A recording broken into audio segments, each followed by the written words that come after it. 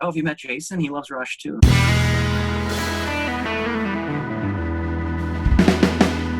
Hey everybody, welcome back to Listography. This is Albums of the Year 1980. For anyone just joining us, this is where we pick our favorite album of the year. We also each give you four runners-up. We've gone through the back half of the 60s. We've done all the 70s.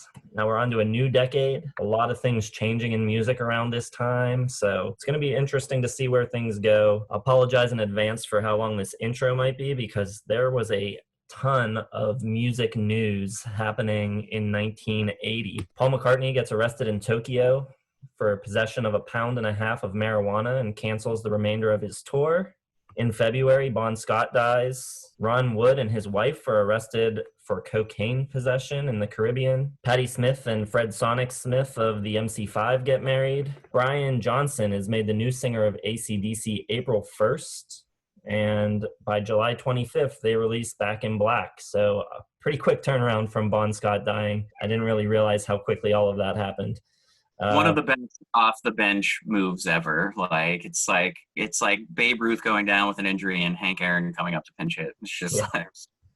And you've got Ian Curtis hangs himself one day before the first U.S. tour for the Joy Division. July 29th, New Order debut, playing a live show under an anonymous name. Elton John plays a free concert in Central Park for 400,000+ people. He famously plays the encore in a Donald Duck costume. You've got the first Monsters of Rock festival in Donington Park. Rainbow headlines, but Judas Priest, Scorpions, April Wine, Saxon, Riot, and Touch also perform. Then you've also got this weird day on August 16th where Jah Wobble leaves Public Image Limited, Cozy Powell leaves Rainbow, Jules Holland leaves Squeeze, and Bill Ward leaves Black Sabbath.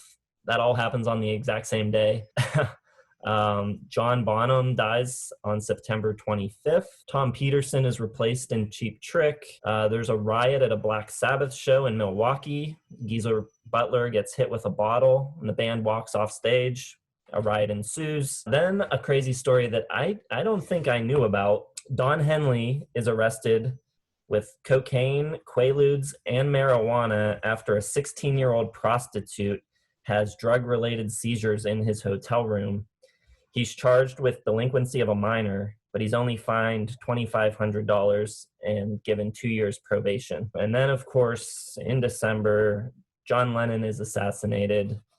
You've got bands forming like Agnostic Front, Bad Religion, Bow Wow Wow, The Call, The Church, Depeche Mode, Eurythmics, Frankie Goes to Hollywood, The Gun Club, Metal Church, Minor Threat, The Minutemen, Missing Persons, New Order, Queensryche, REM, The Smithereens, Suicidal Tendencies, Violent Femmes. So yeah, you can see where music's going a little bit by the bands that are forming here in 80. Some bands break up. The Eagles, Gentle Giant, Germs, Joy Division, Led Zeppelin, Lovin' Spoonful, Uriah Heep, The Soft Boys.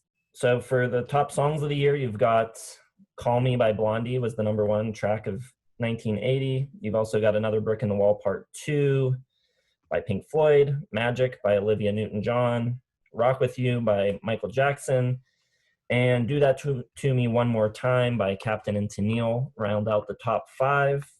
And the top selling album of the year is The Wall by Pink Floyd. So yeah, a lot of big stories. We'll see what our lists look like. Cram, you want to start us off? Yes, I do. All right, so our side 3 of the Pretenders catalog we did was our favorite debut albums of all time, and this one was missed by me especially. Probably Jason doesn't give a shit, but Joe probably will care too. I've got Boy by U2, their debut. Totally forgot about this one. It is a terrific album. I like it more in October, which is their follow-up, but I think Boy is really good, so it makes my top 5. Also got Remain in Light by Talking Heads. I've got Peter Gabriel 3 or Melt, which almost won for me this year. I think it's a great piece of art pop, a little weirder than what he would eventually do with So, which is considered one of the greatest art pop albums ever. And then I've also got Permanent Waves by Rush. You're probably going to see a lot of Rush coming up here for me. My winner is big year for me. My first 2-time winning artist is Bruce Springsteen with The River.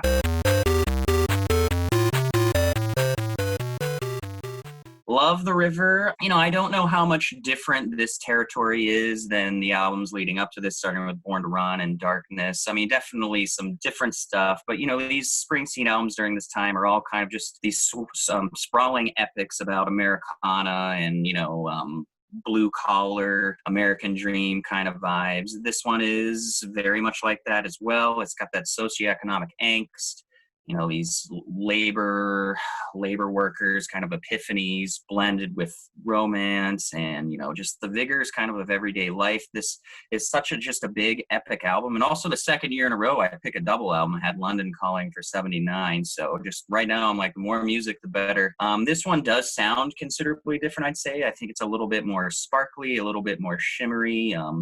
I think his vocals sound the best here, probably on any Springsteen album, but it's got all the classic bells and sax and plinkety piano kind of throughout. It's just really vivid, and you know, you get these images of driving fast with your significant other in the front seat, you know, coming home from the factory with the lunch pail at the pub and all of this stuff. And there's just a ton of really good songs. You know, this album, because it's a double album, as a big Springsteen fan, I don't listen to it quite as much as some of his other things, but man, for, you know, 20 tracks or so, whatever's on here, there's not really any downsides for me. I love Ties That Bind, Sherry Darling, I Want to Marry You, The River is a beautiful song, Cadillac Ranch. My favorite song on it is probably Stolen Car. I absolutely love that song. I think it's just really kind of somber and beautiful at the same time. Yeah, I think the thing that kind of sticks out for me as the winner is, me and Jason were kind of talking about this, where sometimes his vocals can be a little bit too vigorous for its own good, but I don't think that really happens on this album quite as much. I think he's a little bit more just kind of letting the microphone do the work a little bit more on this album than usual, and I just think the result is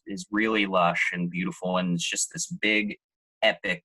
You know, Born to Run has that feel to it, but it's obviously, because it's shorter, it's just a little bit more focused, and this one just kind of lingers and it's like looking at a picture of the sky. There's just like, and all the stars of the songs, it's just all over the place, and from start to finish it just leaves you with kind of that good Springsteen, good Heartland feeling, and I think it is one of his best albums, and just barely my favorite album of 1980. So The River by Bruce Springsteen. Okay, well, this is where we diverge in our picks. The 80s, it's a new decade, and I have a nice mix, I think, of classic 70s artists and new stuff. There's like 17 albums in this year that were considered. The top two are kind of runaways, but just a ton of good stuff for me. Just missing Steely Dan with Godchaux. The first Steely Dan album, not to make my top five, but it's still a good one. Blizzard of Oz,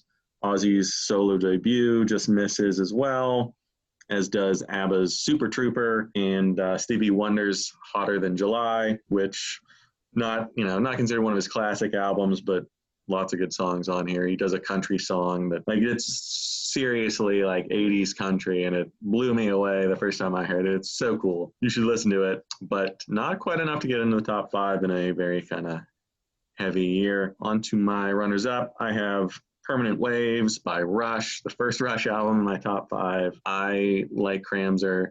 Prefer 80s Rush, so you will see them again.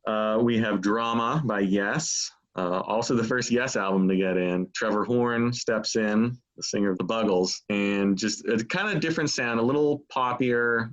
Jeff Downs takes over for keyboards. It kind of sounds like Asia, which will come out in a couple of years, but I think it just kind of tones down maybe a little bit of the extravagance, and I really like it. I think it's very underrated. Also, from Elvis Costello, Get Happy, tons of songs. Not quite as high, kind of the peaks aren't as high as Armed Forces or some of his other work, but it's 20 plus songs where I don't skip a single song. It's all good. Maybe a little kind of too similar, but another winner from Elvis. And then the top two, I went back and forth on this. The runner-up is going to be Prince, Dirty Mind. Sort of, it's not what you'd think of Prince being. It's not the kind of extravagance of Purple Rain or the sort of hip-hop flavored, R&B flavored stuff that you come with later. It's super stripped down, especially Dirty Mind and When You Were Mine. just like him in his apartment, just recording everything himself. It's very kind of lo-fi almost. It's so cool. It's probably his best or second best album in my mind. Just totally different, extremely dirty, just really raunchy stuff on songs like Head and Sister. Yeah, And Sister's kind of it's a little too much, but the daring that he shows on this after kind of, he kind of had a little breakthrough on his last album, but this is kind of like a total reinvention. And you kind of work up to sort of the epic grandeur of his mid-'80s stuff. But this is a really cool album, probably kind of overlooked in his oeuvre. But number one for me, and this, I know you guys are on the edge of your seats. What will it be? I know what it is. I think I know. You know what it is? I think it's got to be Back in Black. No. It is Heaven and Hell by Black Sabbath.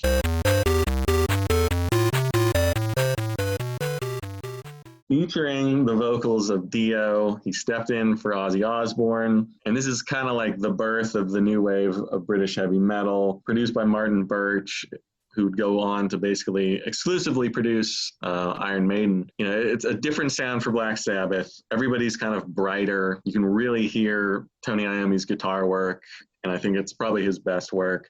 It's a little less kind of out there than kind of the later Black Sabbath albums. It's not classic Sabbath, but Dio sounds great. The songwriting is great. They're kind of refreshed. It's a rebirth for the band, and everybody just sounds great. They sound like they care again after a couple kind of weaker albums. And I think Dio just works in this. His vocals are great. They're all over the place. Incredible range.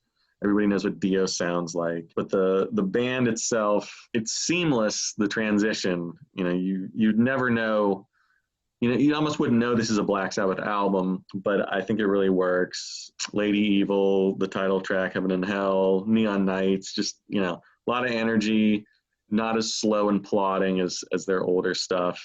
Very kind of aggressive. You can really tell that Dio has his fingerprints all over this, and it would kind of never would work again. It's real sort of one-off album. They'd followed up with Mob Rules, which is fine, but it's this is, again, lightning in a bottle. It's just kind of the perfect combination, divine intervention, whatever it is. Heaven and Hell, just I love it. I can't get enough of it. And that is my winner for 1980, kind of a throwback, still kind of solidly in the 1970s. But, he's kind of an 80s guy, so it's a nice kind of union of the two decades. Very surprising picks all around for Joe. I thought there were some slam dunk decisions for you there, but pretty cool list. Tough year. 4 of those I would have predicted. I would have probably guessed Back in Black in place of Drama. You really blindsided me with Drama there. Yeah, me too. Especially because we all love Yes, and I don't think any of us really got Yes in the 70s, which is just a product of the 70s. If Close to the Edge came out in this year or 81, it'd, be up there. But yeah, that was cool pick. All right, my 1980 picks. If we had done this exercise of going through all the years 15 to 20 years ago, I think it's possible that every single Rush album would have made my top 5, but we made it the whole way through the 70s without any Rush. 1980, though, Permanent Waves. Got to give it up to Rush. They make my list as a runner-up. I've also got Remain in Light by Talking Heads. When we did the Dire Straits video, I said that Making Movies was a strong, maybe front runner. After getting into the year and looking at it a little more closely, it doesn't get the win, but it does make the runners up list. I've also got David Bowie's Scary Monsters and Super Creeps. But my number 1 pick for 1980 is Peter Gabriel, sometimes called Peter Gabriel 3, sometimes called Melt.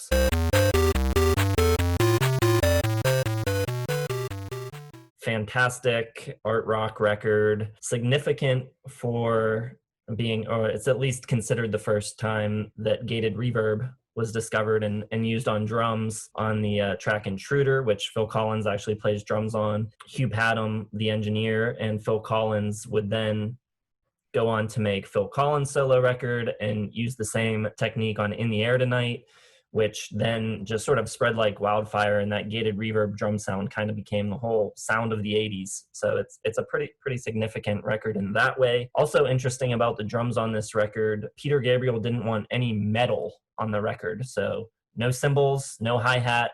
So there's a lot of tom work, which is really cool. And the songs are great. I mean, Intruder, Games Without Frontiers, Biko. It's just awesome. I love every song on it. I love the sound of it, the sort of darkness of it. It's kind of a creepy record. It's just really cool. I love it. I definitely think it's the best record of 1980. Oh man. No, I wish I would have picked it as well. It was a very close second. Just would have been cool to share this moment together. And thank you for getting Permanent Waves on there. I mean, for those of you who don't know, basically all three of us got to become friends just by Rush, almost. It was like I was at a graduation party and everyone knew I loved Rush. And they're like, oh, have you met Jason? He loves Rush too. And I was like, oh, yeah. And that's literally like how it happened. Almost the same with Joe. It's crazy. So yeah, definitely friendship was forged under the love of Rush for sure. All right. Well, thanks for watching, everybody. Leave your favorite records of 80 down in the comments. Hit the like button, subscribe, hit the bell so they get notifications. We'll see you in the next video.